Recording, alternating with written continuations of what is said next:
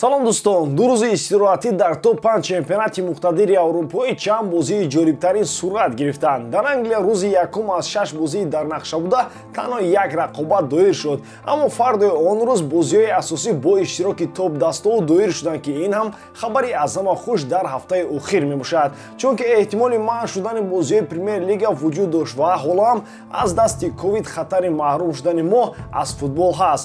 Имрӯз мо дар бораи бозиҳои гузаштаи топ-5 мусобиқаи Аврупо гап мезанем.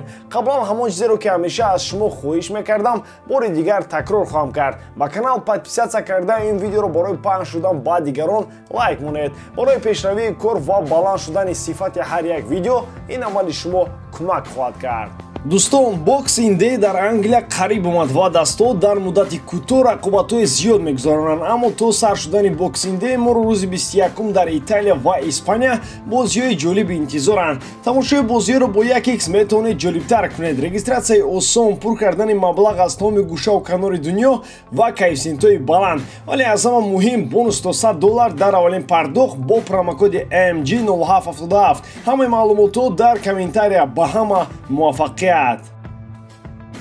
Арсеналро манъ карда намешавад. Шогирдони Микел Артета ба футболбозони Лидс имконияти ҷунбидан надоданд, вале дар қисми якуми бозӣ 3 голи беҷавоб ба дарвозаи шогирдони Биелса заданд. 2 голро Мартинелли ва 1 голи дигарро Букайо Сака зад. Дар нимаи дуввум Смит Роу 1 голи дигар ба номаш сабт кард. Аз футболбозони Лидс танҳо Рафиня тавонист 1 голро аз пеналти ба сама расонад. Ҳамин тариқ Арсенал бо ҳисоби 4-1 дар ин дидор дастболо шуда мавқеи худро дар топ-4 мустаҳкам кард. Аҷибаш ин аст ки дар мавсими ҷорӣ 50% голҳои Арсеналро ҷавонони аз 21 сола поён ба ҳадаф расонданд. Дар Италия иқлими футболӣ дар шаҳри Бергамо хеле гарм шуд. Онҷо дастаи маҳаллии Аталанта бар муқобили Рома бозӣ кард. фаворити бозии Аталанта буд ва аммо шогирдони Жозе Маурино ба қувваи худ бовар карда бо ҳисоби 4-1 Аталантаро титу пора карданд. Ин ғалаба хеле муҳим аст, чун дар ниҳояти кор барои мубориза барои зиннаҳои Лигаи Чемпионӣ маҳз ҳамин имтиёзҳо метавонад асосӣ шаванд. Ювентус дар сафар бозӣ кард. Туриньо тавонистанд ба дарвозаи Болония 2 голи беҷавоб равон кунанд. Марата ва Квадрадо қаҳрамонҳои асосии бозӣ шуданд. Дар Испания ҳам бозиҳои дидани мухлисонро интизор буданд. Яке аз чунин рақобатҳо дидори Севилия ва Атлетико ба ҳисоб мерафт. тавре интизор мешуд бозӣ бо шумораи ками ҳуҷумҳо сурат гирифт. Аввалтар аз ҳама Ракитич дарвозаи қаҳрамонҳои феълии Испанияро рахна кард. Ба голи ӯ дифогари Атлетико Филиппе ҷавоб гардонд. Бозӣ чунон ҷараён дошт ки ҳама ба натиҷаи мусовии он бовар карданд, вале дар дақиқаҳои охир Лукас Окампос ҳисобро ба нафи Севилия 2-1 кард. Атлетико дар бозии чоҳуруми Ла Лига пайопай мағлуб шуд. Барселона бо Элче рақобат кард. Шогирдони Хави дар нимаи якум 2 гол заданд, аммо дар қисми дуввум иҷоза доданд то ҳисоб баробар шавад. Каталониё худашон ба сари худ бори вазмин оварданд, вале дар ниҳояти кор голи Нико Гонсалес дастаи Хавиро дар ин дидор пирӯз кард. Мо дар канали дигари худ Барса TG ҳамаи бозиҳои ин дастаро таҳлил мекунем. Ин бозиам дар он ҷо ҳаст. Метавонед ворид шуда онро тамошо кунед. Дар мавриди бозиҳои боқимондаи футбол ҳам ҳаминро бояд гуфт ки ба ғайр аз Манчестер Сити ҳама имтиёз бой доданд. Ливерпул ба Тоттенхэм, Челси ба Вулверхэмптон ва Реал бо Кадис. Дар Англия тақдири чемпионӣ то як хатои дигари рақибони Сити идома меёбад. Челси ба эҳтимоли зиёд аз пойга қафо мемонад, чунки эҳсос мешуд дар мондани онҳо дар миёнаи роҳ. Акнун Ливерпул ба чунин мушкилӣ рӯбарӯ гардидааст ва дар идома маҷбур аст бо ҳамин футболбозоне ки аз ковид дар амон монданд ба майдон баромада имтиёзҳои худро ба даст орад. Голи Месси ба дарвозаи Манчестер Сити беҳтарин голи даври гурӯҳии Лигаи Чемпионҳо дар мавсими ҷорӣ интихоб гардид. Агар шумо фаромӯш карда бошед, ба хотир овардан лозим аст ки ин аввалин голи Месси дар ҳаёти ПСЖ буд. Дар он гол Месси бо Мбаппе бо якдигар бозӣ карданд аз хати ҷаримагоҳ. Месси зарба зад ки дарвозабон аз зудаи бартараф кардани он набаромад. Дар зинаи дуввум голи нимҳиматгари Ливерпул Тиаго Алкантара қарор гирифт. ӯ бо зарбаи қавитарин дарвозаи Порторо рахна карда буд. Голи зебои ки Левандовски ба дарвозаи Динамо Киев зад дар зинаи сеюм қарор гирифт. Бояд донест ки голи беҳтарини марҳилаи гурӯҳии Лигаи Чемпионҳо дар натиҷаи овоздиҳӣ муайян гардид. Месси вақтҳои охир дар ҳамаи овоздиҳиҳо зафар ёфта истодааст. Интихоб шудани голи Месси ҳамчун беҳтарин ҷомеаи футболиро ба ду қисм ҷудо кард. Як қисмашон тарафдори онанд ки ин гол беҳтарин буд ва УЕФА дар интихоби он иштибоҳ накардааст. Нисфи дигари мухлисон бар онанд ки агар ин беҳтарин гол бошад, пас голҳои задаи Тиаго Тиаго Левандовски, Алекс Телес, Асенсио ва Тил куҷо шуданд? Хай зарба зад, зарбааш гол шуд. Баъд чӣ? Он қадар зарбаи фавқулода зебо ҳам набуд. Зарбаи оддӣ бо пои чап.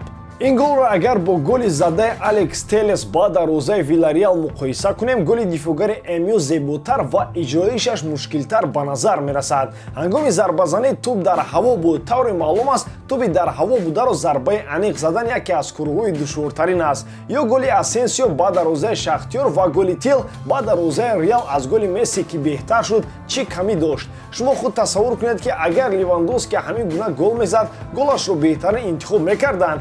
аксар дӯстдорони футбол ба он назаранд ки Левандовски бояд аз пӯсташ берун шавад то голаш беҳтарин эътироф гардад. ҳатто голи Аздоев ба дарвозаи Зенит, то есть ба дарвозаи Ювентус, ҳеҷ камиаш аз голи Месси надошт. агар кори ин тавр бошад, пас бигзор голи Месси аз пеналти ба дарвозаи Лейпцигро голи беҳтарин интихоб кунад. хулоси гап, голи Месси ба дарвозаи Сити бад набуд, аммо дар марҳилаи гурӯҳии Лигаи Чемпионот даҳҳо бозӣ баргузоштанд ва дар онҳо голҳои зеботар аз Месси бисёртар буданд. лекин дар ин айби Месси ҳам нест. мухлисон худашон овоз диҳанд, аммо хизмати хирсона мекунанд. ин ҳама боис ба он мегардад ки ҷоизаҳо қурби худро гум мекунанд. нисбат ба Месси бошад, муносибати одамон тағйир меёбад. шумо дар ин бора чӣ фикр доред дӯстон? ҳатман фикрҳои худро дар комментария нависед.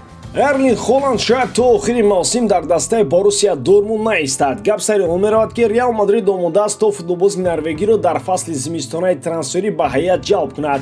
аслан Реал Мадрид нақша дорад ки пешниҳоди ҳамкориро ба Эрлинг Холланд тобистони соли оянда кунад, вале ҳамаи чиз аз худи Холланд вобаста аст. агар ӯ ба қароре биёяд ки дар фасли зимистонаи трансферӣ аз Дормунд меравад, мадридиҳо омодаанд то моҳи январ ба футболбоз муроҷиат кунанд. аз як тараф агар дар фасли зимистонаи трансферӣ имконоти ҷалб кардани футболбози норвегӣ бошад, пас чаро бояд Реал тобистонро интизор шавад? агар имконоти молиявии Реал Мадрид харидани Холландро иҷозат диҳад, мадридиҳо метавонанд ин трансферро зимистон амалӣ кунанд ва тобистон танҳо ба ҷалби Мбаппе таваҷҷӯҳ намоянд. аз тарафи дигар чунин ҷараёни кор метавонад ба дастаи Боруссия Дормунд писанд наояд.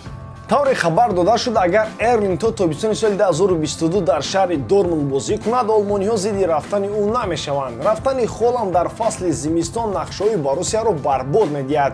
маълум аст ки дастаи шаҳри Дормунд орзуи қаҳрамониро аллакай аз сараш дур кард. онҳо ҳадди ақал мехоҳанд дар зинаи дуюм мавсимро ҷамъбаст карда чемпиони дигарон шаванд. беҳамлагари норвегӣ ба ин натиҷа расидан хеле душвор мешавад. умуман идеяи бозии Холланд ва Мбаппе дар як даста метавонад ҷомеаи футболиро дар ҳайрат гузорад. тасаввур кунед ки Месси ва Роналдо дар як даста бозӣ мекунанд, аммо ин ду ягон маротиба имконияти бо ҳам бозӣ карда надоштанд. агар Перес соли оянда ба ҳайати Реал Мадрид ҳам Мбаппе ва ҳам Холландро ҷалб кунад, тоби тилоро бояд ба президенти Реал бидиҳанд. лек фаромӯш намекунем ки Холланд метавонад дар интихоби даста саросима нашуда чемпионати дигарро интихоб кунад. Челси, Манчестер Юнайтед, Манчестер Сити бо оғӯши гарм интизори ӯ ҳастанд. бавария метавонад дар охирин сониҳаҳои равзанаи трансферӣ Холландро бо роҳе ба Мюнхен барад ки худи ӯ ҳам пай намебарад. ба ҳамин таом дӯстон, бори дорам ки эҷодкории ман ба шумо писанд меояд. лайк, комментария ва дар канал обуна шуданро аз ёд набароред. бо шумо буд мисли ҳар вақта Муҳаммад Гайров. хай дӯстон, дар паноҳи Аллоҳ.